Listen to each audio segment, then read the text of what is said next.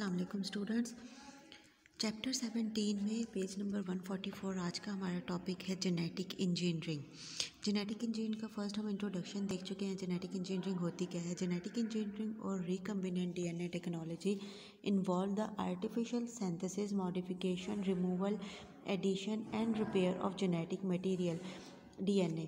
ये आपके पास हो गई जेनेटिक इंजीनियरिंग की डेफिनेशन, जो कि हम पहले भी डिस्कस कर चुके हैं कि कोई भी जेनेटिकल मटेरियल मींस के डीएनए में उसकी आर्टिफिशियल सिंथेसिस की जाए, उसमें मॉडिफिकेशन की जाए, उसका कोई पार्ट रिमूव किया जाए, कुछ ऐड किया जाए या उसको रिपेयर किया जाए। ये सारी टेक्निक्स यूज़ हो रही हैं जेनेटिक इंजीनियरिंग में। Objectives of genetic engineering. Genetic engineering के ऑब्जेक्टिव क्या है, मतलब कि जेनेटिक इंजीनियरिंग क्यों की जाती है, उसका क्या फ़ायदा होता है। First, isolation of particular gene और पार्ट ऑफ जीन। कोई भी ऐसा जीन जो आपको डिज़ायर हो या जीन का कोई ऐसा पार्ट, उसको आइसोलेट कर सकते हैं जेनेटिक इंजीनियरिंग के through. Production of particular RNA and proteins. अपनी मर्ज़ी का कोई भी स्पेसिफिक आरएनए या प्रोटीन्स को प्रोड्यूस किया जा सकता है जेनेटिक इंजीनियरिंग के through. Improvement in the production of enzymes, drugs and commercially important organic chemicals. Improvement की जा सकती है किसी भी एंजाइम्स में, ड्रग्स में, एंजाइम्स के अफेक्ट्स जो होते हैं उसमें, या ऑर्गेनिक केमिकल्स में इम्प्रूवमेंट लाई जा सकती है जेनेटिक इंजीनियरिंग टेक्निक को यूज़ करते हुए। Production of various plant having particular characteristics. ऐसे प्लांट्स या ऐसे क्रॉप्स वगैरह जिसमें आप अपने डिज़ायरेबल करेक्टर्स इंट्रोड्यूस करवाना चाहते हो, उसमें अपने डिज़ायरेबल करेक्टर ऐड करना चाहते हो, उन प्लांट को प्रोड्यूस किया जा सकता है। प्लांट्स हो सकते हैं या कोई लिविंग ऑर्गेनिज्म भी हो सकते हैं, जैसे आपके पास हो गए माइक्रो ऑर्गेनिजम्स वगैरह, इस तरह के ऑर्गेनिजम्स भी हो सकते हैं जो जेनेटिक इंजीनियरिंग के थ्रू बनाए जा सकते हैं। तो ये इसके जेनेटिक इंजीनियरिंग के ऑब्जेक्टिव्स हो गए। नेक्स्ट है achievement of genetic engineering. Genetic engineering की टेक्निक यूज़ करके क्या क्या अचीवमेंट हुई हैं। तो फर्स्ट, इसमें human insulin gene transfer into bacteria. Human से इंसुलिन जीन को निकालकर बैक्टीरिया में उसको ट्रांसफ़र किया गया। जीन को ह्यूमन से निकालकर बैक्टीरिया में ट्रांसफ़र किया गया। Genetically modified bacteria become able to synthesise insulin.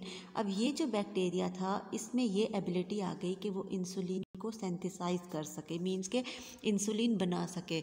और ये इंसुलिन यूज़ की जाती हैं डायबिटिक पेशेंट्स के लिए, जिनकी बॉडी में नेचुरली इस तरह से इंसुलिन की प्रोडक्शन नहीं हो रही होती, तो ये आर्टिफिशियल इंसुलिन उन पेशेंट्स को दी जाती है। ये आपके पास है अचीवमेंट, फर्स्ट अचीवमेंट, जो कि पेज नंबर 45 पर फर्स्ट पॉइंट है। नेक्स्ट देखिए हार्मोन थाइमोसिन। ये एक स्पेशल टाइप का हार्मोन होता है, thymosin hormone, effective against brain and lung cancer. Brain और लंग कैंसर के लिए इफेक्टिव होता है, नेचुरली बॉडी इसको प्रोड्यूस कर रही होती है। लेकिन कुछ लोग ऐसे होते हैं जिनकी बॉडी ये नेचुरली प्रोड्यूस नहीं कर रही होती, जैसे इंसुलिन की तरह। तो इसी वजह से जेनेटिक इंजीनियरिंग की टेक्निक यूज़ करते हुए इस हार्मोन्स को प्रोड्यूस करवाया जा सकता है। नेक्स्ट है beta endorphin, a pain killer produce by brain as also been produce by genetic engineering. ये आपके पास पेन किलर होती है बीटा एंड्रोफिन, इसको भी जेनेटिक इंजीनियरिंग टेक्निक्स के थ्रू बनाया जाता है। Genetic engineering produce safe vaccine against the foot and mouth disease. Foot और माउथ डिजीज़ के लिए सेफ वैक्सीन्स बनाई जाती हैं, वो भी यही डिफरेंट टेक्निक्स जेनेटिक इंजीनियरिंग की टेक्निक को यूज़ करके ऐसे ड्रग्स, मेडिसिन्स वगैरह बनाई जा रही होती हैं। इंटरफेरॉन्स। अब इंटरफेरॉन्स क्या होते हैं, ये बात आपने याद रखनी है। इंटरफेरॉन्स होते हैं स्पेशल टाइप की प्रोटीन्स, इनको आप एंटीवायरल प्रोटीन्स भी कह सकते हो, जो कि वायरल इन्फेक्शन के अगेंस्ट यूज़ होती हैं। सेम जैसे एंटीबायोटिक्स होती हैं बैक्टीरिया के लिए यूज़ होती हैं, इंटरफेरॉन्स यूज़ होती हैं वायरल ट्रीटमेंट के लिए।